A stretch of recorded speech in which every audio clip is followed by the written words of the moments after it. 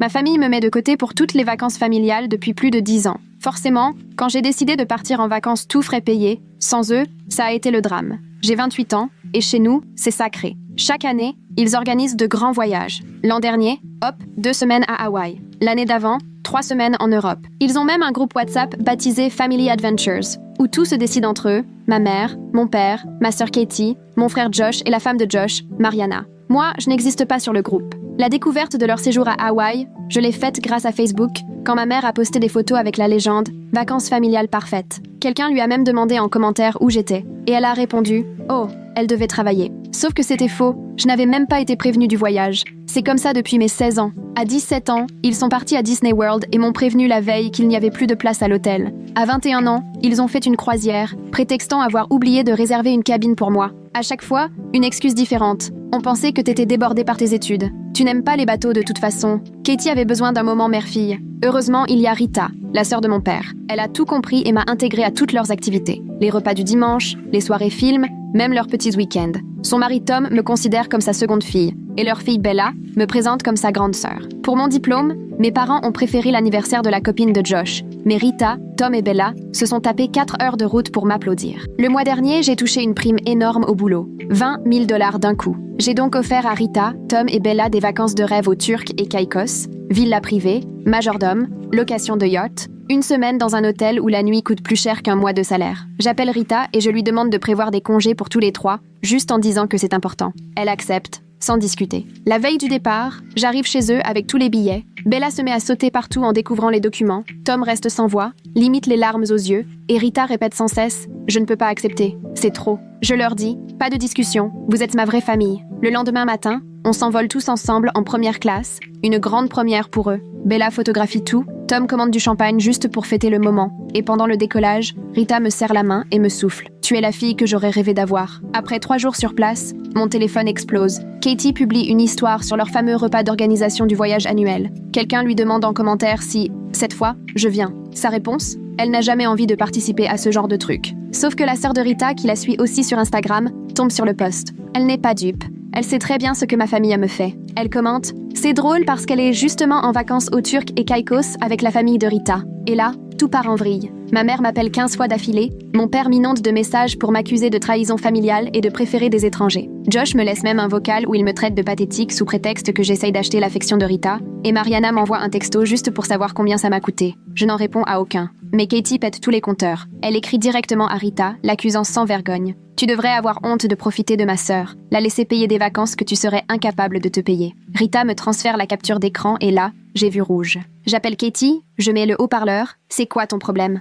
Elle me fait un grand discours sur l'argent jeté par les fenêtres pour des gens qu'elle considère à peine de la famille, alors que les vrais galèrent à se payer des vacances. Je lui balance. C'est marrant, vous êtes partis à Hawaï sans moi, en Europe sans moi, ça fait 12 ans que vous me zappez de chaque voyage. Sa réponse ? Tu n'aurais pas aimé, tu es trop coincé de toute façon. Je réplique. Rita, elle, était là pour ma remise de diplôme. Toi, tu étais où ? Blanc. Elle finit par sortir. Josh avait besoin d'aide pour son déménagement ce week-end-là. Je lui rappelle que Josh n'a déménagé que 3 mois plus tard. Besoin d'une autre excuse. Ce n'est pas pareil. Là, tu nous exhibes ton fric. Je ris. Non, je me fais plaisir avec ceux qui veulent vraiment de moi. Bonnes vacances en famille sans moi, comme d'habitude. Elle tente encore de répondre, mais j'ai déjà raccroché. Ma mère me texte un grand classique. Je ne suis plus la bienvenue à Noël, à moins que je présente des excuses à tout le monde. Je lui réponds, aucun problème. Rita m'a invité chez elle. Le reste du séjour est idyllique. Bella découvre le snorkeling, Tom remonte une prise énorme, et Rita et moi, on refait le monde sur la plage le soir. À notre retour, mon père m'attend sur le pas de ma porte, les bras croisés, avec son air de juge vexé. Pas un mot de politesse.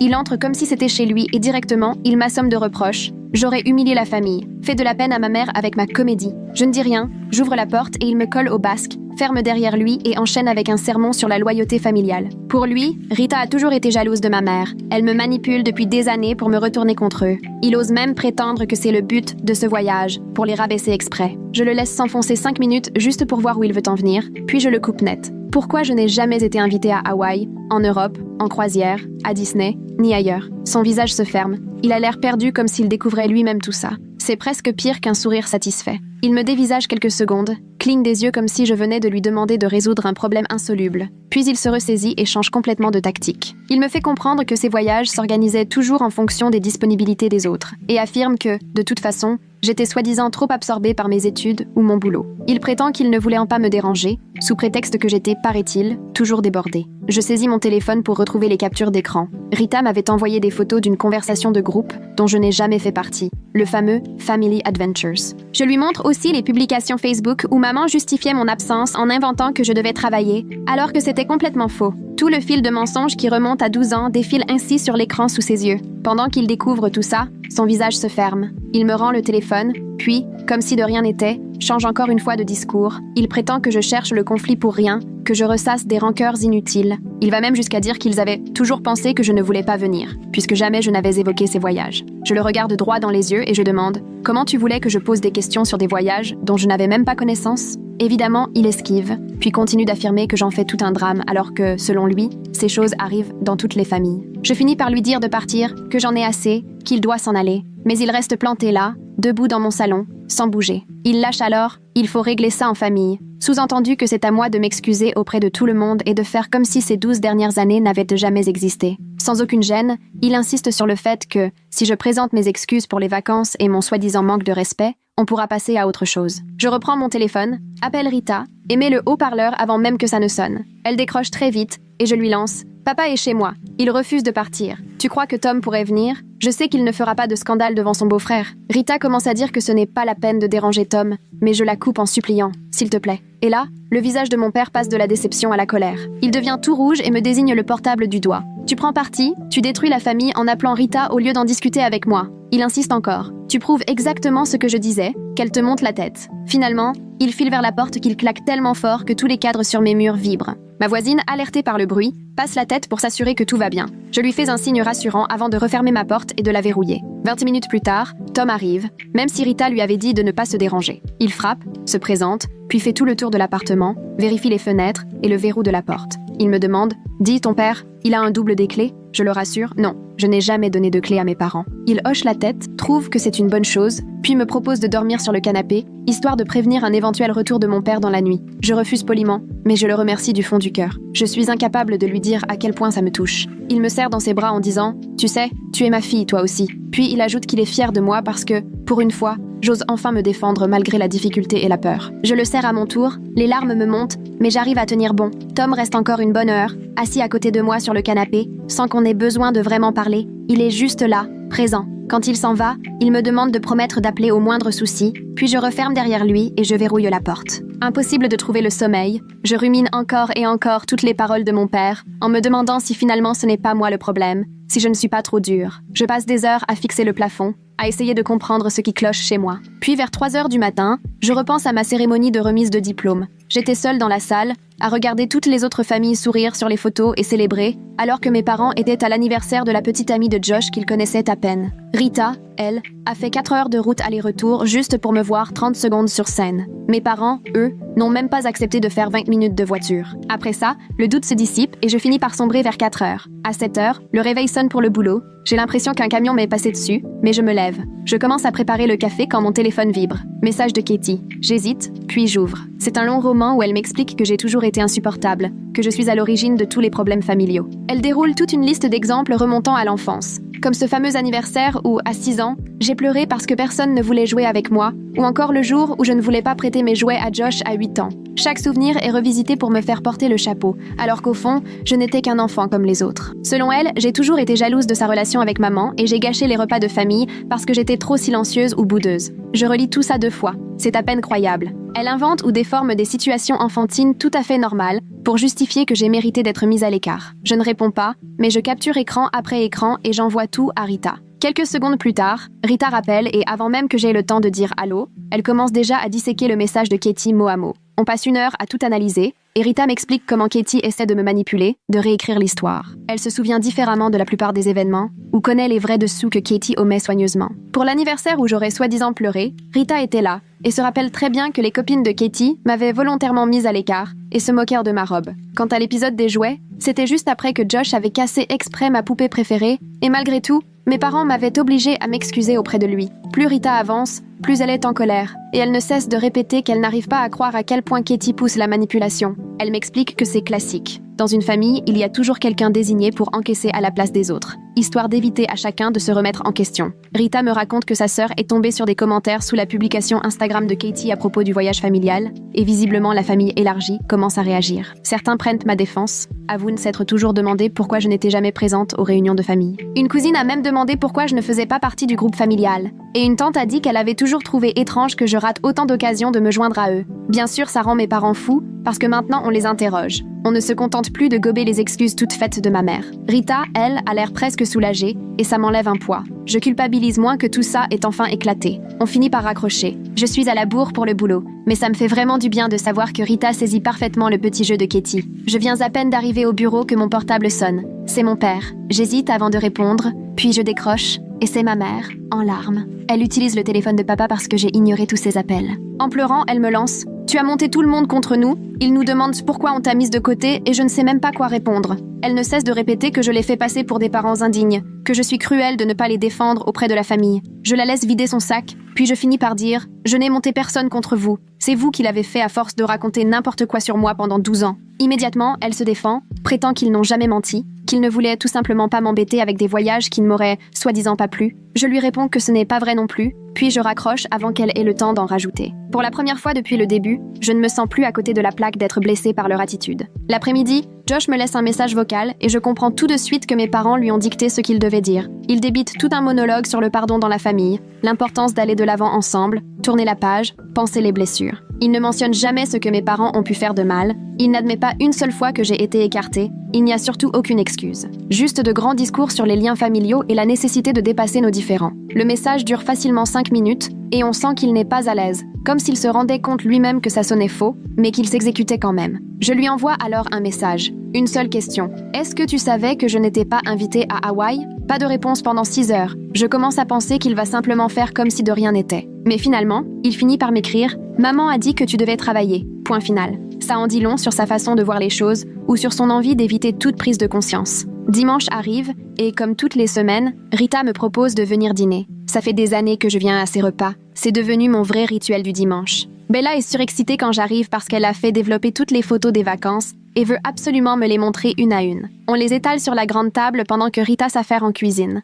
On rigole devant les clichés de Bella en train de plonger, de Tom sur le bateau, de nous tous sur la plage. Le coup de soleil de Tom nous fait bien marrer tellement il était écarlate le 2e jour, même s'il jure avoir mis de la crème solaire. Visiblement pas assez. Rita nous sert sa fameuse lasagne, et au milieu du repas, la sonnette retentit. Rita va ouvrir et revient avec sa sœur Virginia, son mari et leurs enfants. Virginia vient droit vers moi, me serre fort dans les bras et me dit « Je suis fière que tu aies enfin tenu tête à tes parents. J'ai trop souvent vu comment ils te laissèrent de côté. » Puis elle enchaîne « Il fallait bien que quelqu'un leur dise leurs 4 vérités. Et tu as eu le courage de le faire alors que ce n'est jamais facile. » Virginia s'installe à table, attrape une tranche de pain à l'ail et explique « Ta mère m'a appelé il y a 2 jours pour que j'essaie de te raisonner. » Je m'arrête net, la fourchette en l'air, parce que j'imagine déjà la scène. Virginia lève la main pour balayer tout ça. « T'inquiète pas, je l'ai recadré. Je lui ai dit que ce qui serait logique, c'est qu'au bout de 12 ans à t'avoir volontairement écarté, tes parents prennent enfin la peine d'écouter leur fille, au lieu de se vexer parce que tu t'es construit une famille ailleurs. » Tom éclate de rire, et Bella demande ce que ça veut dire, systématiquement.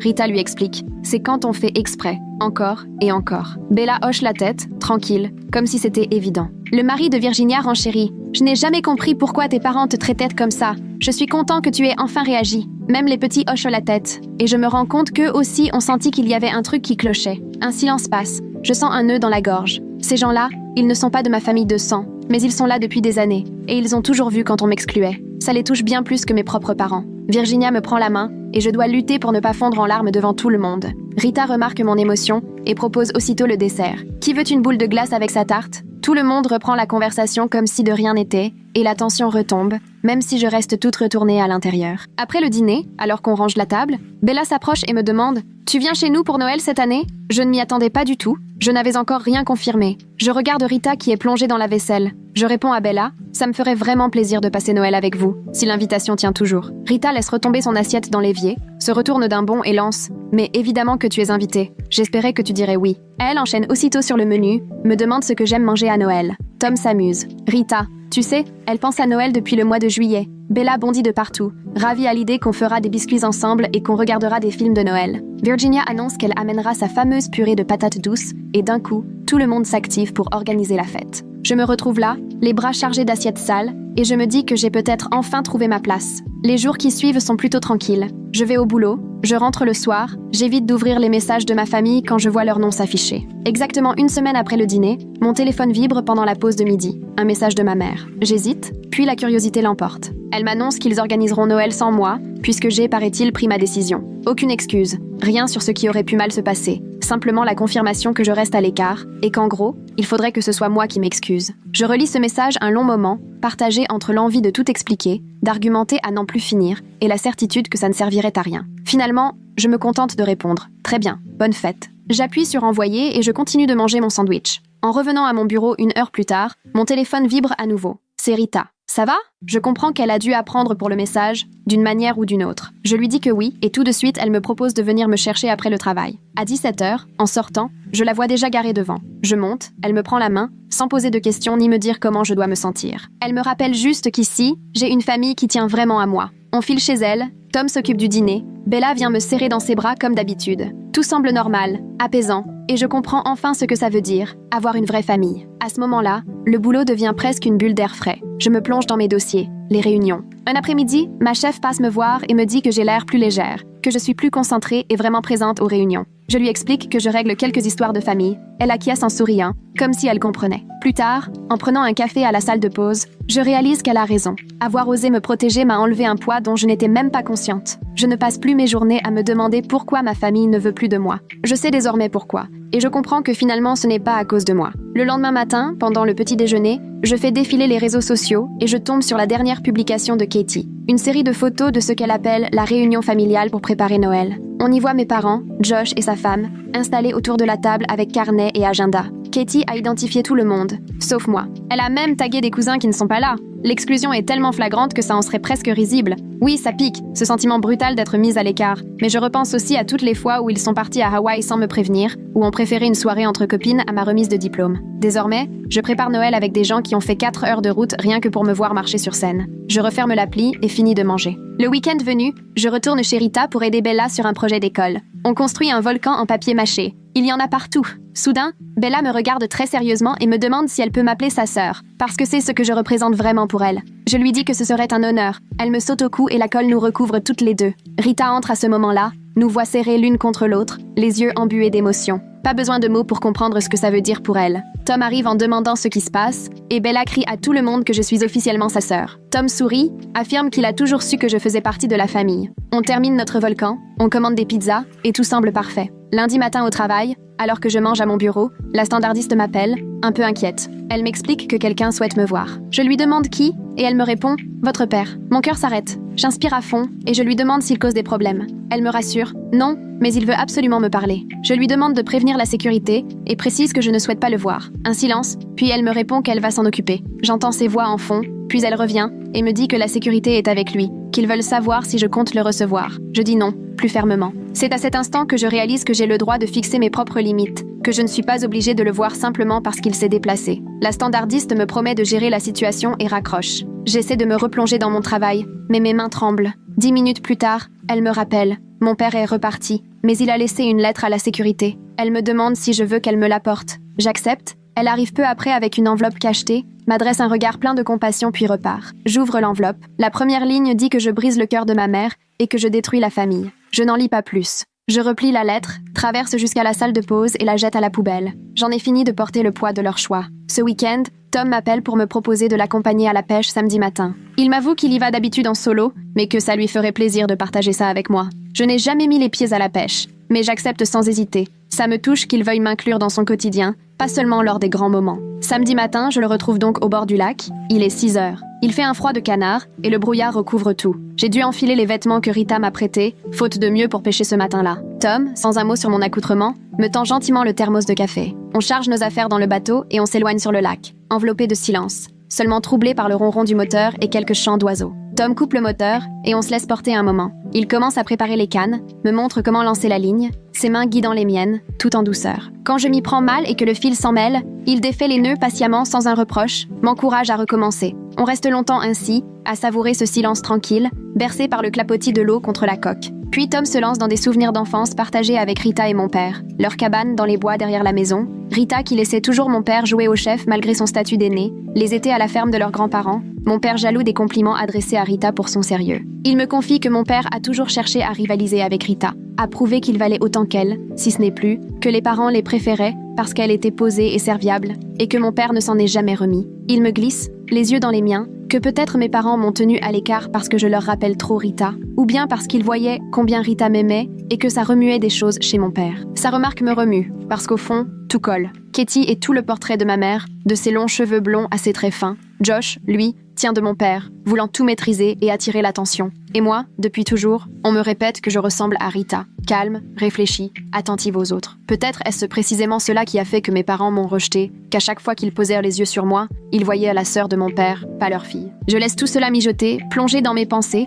pendant que Tom remonte un poisson dans le calme serein du matin. Il ne force rien, continue de pêcher et de raconter ses histoires. On reste sur l'eau jusqu'à midi. J'attrape 2 poissons, lui 5. Sur le retour, il me propose qu'on recommence le mois prochain. Arrive Thanksgiving. Cette année, je le passe chez Rita. Virginia débarque à la fin de la matinée avec son mari et leurs enfants, les bras chargés de 3 tartes et d'un immense saladier de purée. La maison se remplit de rires, d'odeurs de dinde, de conversations animées. Rita inaugure une nouvelle tradition. Chacun exprime autour de la table ce qui le rend reconnaissant. Mon tour venu, je dis être reconnaissante d'avoir une famille qui choisit d'être présente. Et Bella enchaîne tout de suite en déclarant qu'elle est reconnaissante, elle, parce que je fais désormais partie de ses sœurs. Rita fond de bonheur au milieu de la purée et file attraper des mouchoirs. Tom me serre discrètement la main sous la table. Les enfants de Virginia remercient pour les jeux vidéo, la tarte, et tout le monde éclate de rire. La journée passe dans une ambiance simple et joyeuse, sans gêne ni peur d'être oubliée. Je ne scrute pas mon portable dans l'espoir d'un message qui n'arrivera jamais. Je suis là, vraiment présente, entourée de ceux pour qui je compte.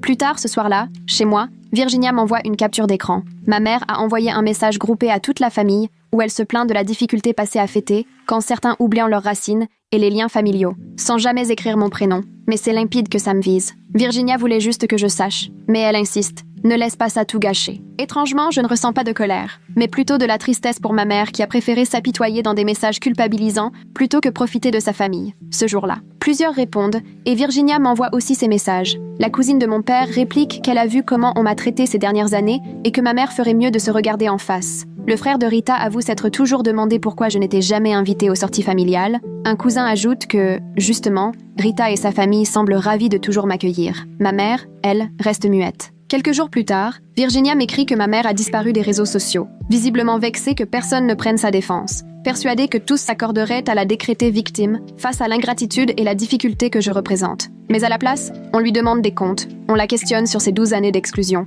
Début décembre, mon téléphone sonne, c'est Josh. L'espace d'un instant, j'espère qu'il va enfin s'excuser, reconnaître ce qui s'est passé. Mais non, il veut seulement savoir si, vraiment, je ne viens pas à Noël, me dit que maman est contrariée et me supplie de faire comme si tout allait bien. Viens à Noël, fais comme si de rien n'était, tout le monde passera à autre chose. Je lui réponds que je ne veux plus faire semblant, que j'ai passé 12 ans à prétendre que cela ne me touchait pas d'être évincée de chaque voyage, chaque événement important, à faire comme si c'était normal qu'ils partent à Hawaï sans même m'avertir, comme si ça ne m'atteignait pas qu'ils préfèrent un anniversaire d'une petite amie à ma remise de diplôme. Assez joué cette comédie, je ne veux plus faire semblant, pas un jour de plus. Josh me traite d'égoïste, m'accuse de toujours tout ramener à moi. Il me dit que c'est à moi d'être mature, parce que maman traverse une période difficile. Je lui raccroche au nez, comprenant enfin qu'à ses yeux, je resterai toujours le problème, qu'il n'admettra jamais que je puisse avoir souffert de tout ça. Je raconte l'appel à Rita, qui me répond aussitôt « Tant pis pour eux, tant mieux pour moi, je prépare déjà le repas de Noël en pensant à toi. » Quelques jours plus tard, Rita me récupère pour une virée au centre commercial, histoire de faire les achats de Noël. Bella bondit sur la banquette arrière, surexcitée à l'idée de choisir des cadeaux pour son père, et nous montre sa liste écrite en violet, sourire jusqu'aux oreilles. Le centre commercial est plein à craquer, les vitrines débordent de décorations, et la musique de Noël résonne partout. On commence par le rayon jouets, à la recherche d'un cadeau pour l'ami de Bella à l'école. Avec Rita, on éclate de rire devant une peluche complètement loufoque qui se met à chanter quand soudain, Bella me serre la main et me montre quelqu'un du doigt de l'autre côté de l'allée. Ma mère est là, près des caisses, un sac à la main. Nos regards se croisent. Je la vois changer de visage. Le temps d'un instant, je crois qu'elle va s'approcher ou au moins faire un signe. Mais non, Elle détourne la tête et disparaît rapidement à l'autre bout du magasin. Je la regarde s'éloigner dans la foule. Un vide étrange me serre le cœur. Rita me pose la main sur l'épaule, silencieuse. Bella tire sur ma manche et demande « Pourquoi Mamie Bonnie est partie comme ça ?» J'ouvre la bouche mais aucun son ne sort. Comment expliquer ça à un enfant? Rita s'agenouille à hauteur de Bella, lui dit doucement « Tu sais, parfois, les grands ne sont pas d'accord. Alors ils préfèrent s'isoler. C'est comme ça. » Bella, inquiète, demande si Mamie est fâchée contre moi. Rita répond « Les histoires d'adultes, c'est toujours compliqué. Mais ça ne change rien à tout l'amour qu'on te porte, Bella. Il semble que ça lui suffise, même si je sens bien qu'elle n'est pas totalement rassurée. On change d'ambiance et de boutique. Rita passe son bras sous le mien et me glisse à l'oreille que c'est ma mère qui y perd et qu'elle est sacrément contente de m'avoir dans sa vie. On essaye des couvre-chefs ridicules dans le magasin d'accessoires. Bella enfile un énorme chapeau de soleil couvert de fleurs. Rita trouve un bonnet d'hiver à oreilles toutes poilues et moi je choisis un béret à paillettes. On se prend en selfie devant le miroir, on fait des grimaces. Bella rigole tellement qu'elle en pleure presque. Petit à petit, la tristesse s'estompe, remplacée par l'ambiance légère de nos virées entre boutiques. On finit par s'arrêter à la cafétéria pour partager un immense chocolat chaud débordant de chantilly. Bella en a partout, même sur le nez. Rita s'empresse d'essuyer tout ça avec une serviette en souriant. Voilà à quoi devrait ressembler une famille, me dis-je. Personne ne pianote sur son téléphone pour vérifier ses messages. Personne ne me laisse à l'écart de ses projets. On est ensemble. Tout simplement, on profite. Rita et moi partageons un énorme bretzel, tandis que Bella nous raconte son spectacle de l'école. On passe des heures à courir les boutiques, j'ai les pieds en feu, mais ça n'a aucune importance. Je tombe sur une superbe écharpe bleu nuit pour Rita, parfaite pour faire ressortir ses yeux. Pour Tom, je choisis un coffret d'appât de pêche qu'il avait repéré il y a belle lurette. Et pour Bella, un coffret de dessin avec une panoplie de feutres et du beau papier spécial. Je prends aussi un assortiment de bougies pour Virginia et son mari, en remerciement pour tout leur soutien. Rita essaie de fouiner dans mes sacs, mais je les mets hors de portée en lui lançant « Pas question de gâcher la surprise ». On passe devant une bijouterie. Bella colle son nez à la vitrine, fascinée par tous les colliers qui scintillent. Rita et moi échangeons un regard complice, puis on entre. Je laisse Bella choisir un joli bracelet en argent avec un petit cœur. La vendeuse l'emballe précieusement, et Bella serre son petit sac contre elle comme un trésor. Sur la route du retour, Bella s'endort au fond de la voiture, lovée contre ses paquets. Rita me prend la main et me dit qu'elle trouve que je gère drôlement bien tout ça avec ma mère. Je ne me sens pas formidable, mais ça me réchauffe de l'entendre. 3 jours avant Noël, mon téléphone vibre. Un message de Mariana. Je reste un moment à fixer son nom à l'écran avant d'oser ouvrir. Elle s'excuse de son silence pendant toutes ces années, explique qu'elle a toujours trouvé injuste ce qu'on m'a fait, mais n'a jamais voulu provoquer de conflit avec la famille de Josh. Elle admet qu'elle aurait dû intervenir, qu'elle regrette de s'être tue. Je lis et relis son message sans savoir vraiment quoi en penser. Une partie de moi voudrait lui en vouloir, mais je ressens surtout une immense fatigue. Je lui réponds que ses excuses comptent, mais qu'en gardant le silence, elle a laissé faire. Je lui dis que choisir de ne rien dire, c'est aussi prendre parti. Sa réponse est immédiate. Elle comprend, elle accepte mon choix, quel qu'il soit. Elle voulait juste que je sache qu'aujourd'hui, elle ouvre enfin les yeux sur tout ça. Je pose mon téléphone sans rien ajouter. C'est sûrement mieux que rien, mais ça ne gomme pas 12 années de mutisme. Noël arrive, et chez Rita, ça sent le sucre et la cannelle dès l'entrée. Bella me tire jusqu'à la cuisine où la pâte à cookies est déjà étalée sur le plan de travail. On passe l'après-midi à découper des formes, à décorer nos biscuits de 1000 couleurs. Tom alimente le feu dans la cheminée. La maison prend une chaleur feutrée. Rita m'apprend la recette familiale des roulés à la cannelle, ceux que l'on dégustera demain matin. Elle me montre avec patience la technique pour rouler la pâte comme il faut, tout en partageant ses souvenirs d'enfant, quand elle préparait ce goûter avec sa mère. On regarde ensuite de vieux films de Noël. Bella insiste pour préparer un vrai chocolat chaud à l'ancienne, au cacao, et surveille sa casserole comme une grande sous l'œil bienveillant de Rita. Tom rajoute des bûches dans la cheminée avant de s'affaler dans le fauteuil, un livre à la main. Je me love dans le canapé, enroulée dans une couverture bien chaude, Bella blottie contre moi. La télé passe un vieux film où un enfant rêve d'avoir une carabine à plomb, mais je n'y fais même plus attention. Je savoure juste la sensation d'être exactement à ma place. Vers 22h, Bella commence à piquer du nez, alors Rita lui demande d'aller se brosser les dents. On range la cuisine ensemble, et Rita m'enlace longuement avant que j'aille me coucher. Je dors dans la chambre d'amis, que Rita appelle désormais ma chambre, décorée de photos au mur, dont beaucoup de notre voyage aux îles turques et caïques. Nous 4 sur la plage au coucher du soleil, Bella et moi en train de faire du snorkeling. Et ma préférée, une photo volée de Rita et moi en train de rire. J'enfile mon pyjama, je me glisse sous la couette qui sent la lavande, bercée seulement par les craquements de la maison, et je m'endors apaisée, complètement. Le matin de Noël, Bella débarque à 7h pile, bondit sur mon lit dans son pyjama à reine, les cheveux en bataille. Je la suis en bas, Tom a déjà préparé le café et Rita sort du four les fameux roulés à la cannelle. Ça sent divinement bon. On prend d'abord le petit déjeuner, même si Bella a bien du mal à quitter des yeux les cadeaux sous le sapin. Rita fait des œufs brouillés, Tom prépare une salade de fruits, puis enfin, cap sur le salon pour attaquer l'ouverture des cadeaux, chacun à son tour, savourant le plaisir d'offrir et de découvrir les présents des autres. Bella commence par ouvrir le coffret de dessin et pousse un cri de bonheur heure, elle veut absolument dessiner sur le champ, mais Rita doit lui rappeler de finir d'ouvrir les autres cadeaux d'abord. Quand Rita découvre l'album photo que j'ai réalisé à partir de nos vacances, elle fond en larmes et feuillette chaque page avec attention, s'arrête sur chaque photo, lit les petits mots que j'ai pris soin d'écrire. Tom, lui aussi touché, passe la tête au-dessus de son épaule pour regarder. Bella adore le bracelet, le passe autour de son poignet sans attendre et ne manque pas de nous le montrer fièrement. À mon tour, j'ouvre les cadeaux qu'ils m'ont préparés. Un pull tout doux choisi par Rita, un sac à main tout neuf que Bella a pris soin de sélectionner elle-même. Puis Tom me tend un paquet long et fin. Je l'ouvre avec précaution et découvre une superbe canne à pêche gravée à mon nom. Tom déclare en souriant qu'il espère bien que je l'utiliserai souvent.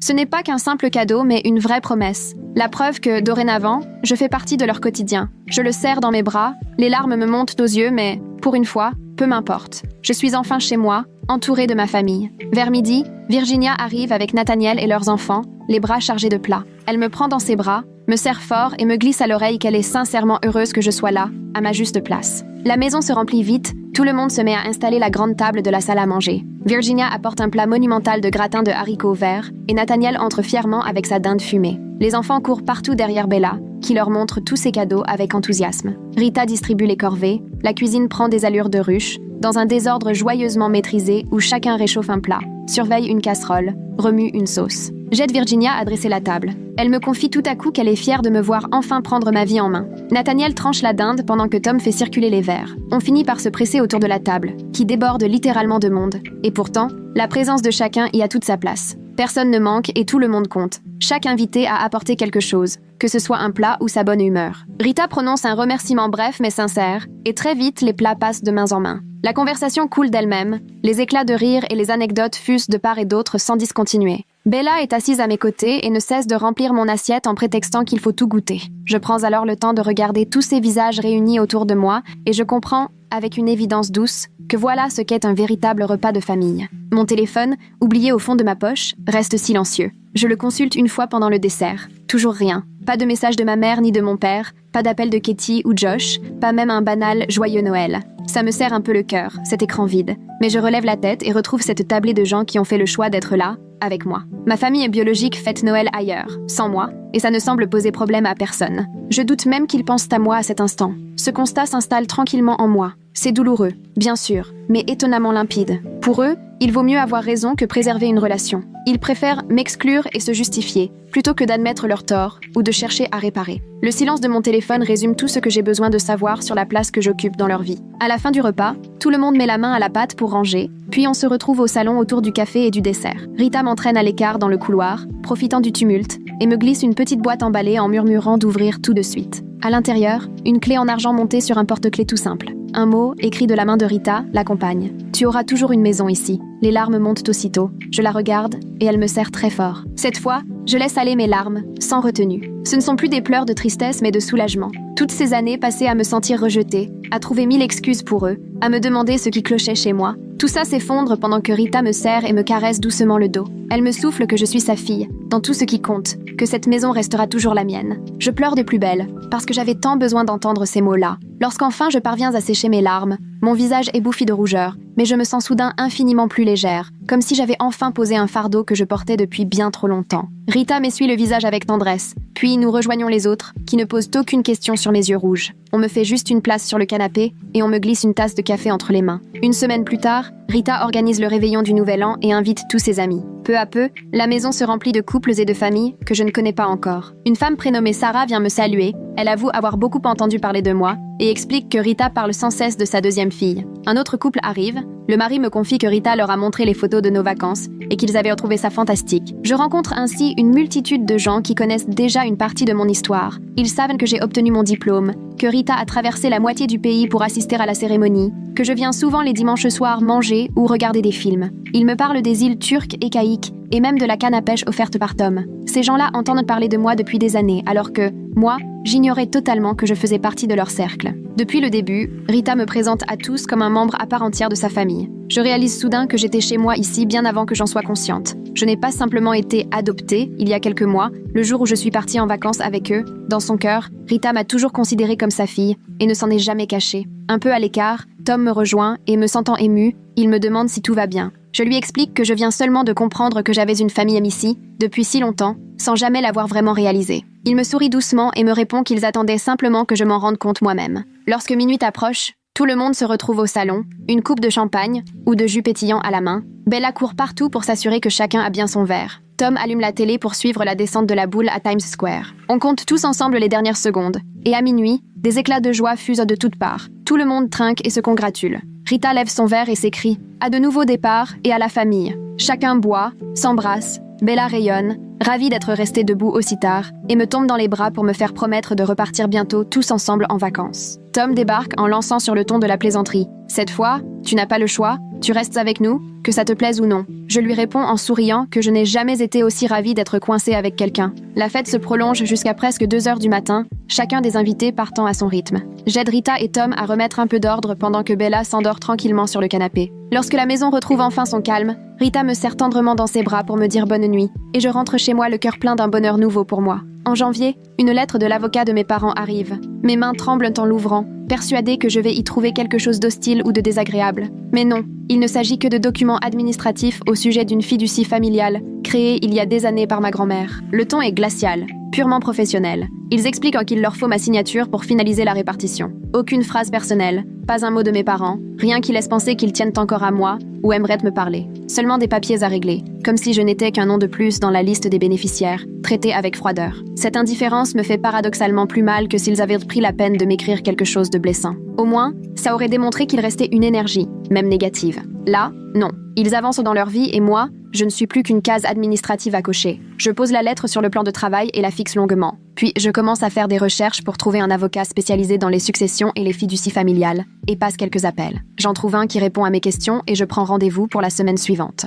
J'en parle à Rita qui, tout de suite, me propose de m'accompagner chez l'avocat. Elle insiste « Tu ne devrais pas affronter tout ça toute seule ». Je la remercie, mais je sens au fond de moi que j'ai besoin de gérer cette histoire par moi-même. Je lui dis que je m'en sens capable, moi-même surprise de la détermination dans ma voix. Le rendez-vous en cabinet se déroule sans complications. Tout est clair et professionnel. J'expose la situation, il examine les documents, me confirme qu'il n'y a rien de problématique et que ce sera vite réglé. Je signe ce qu'il faut, il s'occupe du reste avec l'avocat de mes parents. Au fil des semaines, tout avance facilement. Pas de contestation, pas de tentative de réduire ma part, aucune difficulté. Tout se passe tranquillement, dans les règles, sans drame. Je reçois les derniers papiers et tout est terminé. Étrangement, ce dénouement me fait encore plus mal que s'il s'était opposé ou m'avait mise de côté. Cela aurait signifié qu'il se sentait encore concerné, même si c'était conflictuel. Là, je n'étais qu'un dossier à classer avant de tourner la page définitivement, comme une vieille connaissance dont on se débarrasse. Fin janvier, je décide de consulter une psychologue. Non pas parce que je craque ou que je perds pied, mais parce que je veux comprendre ce qui s'est passé et pourquoi.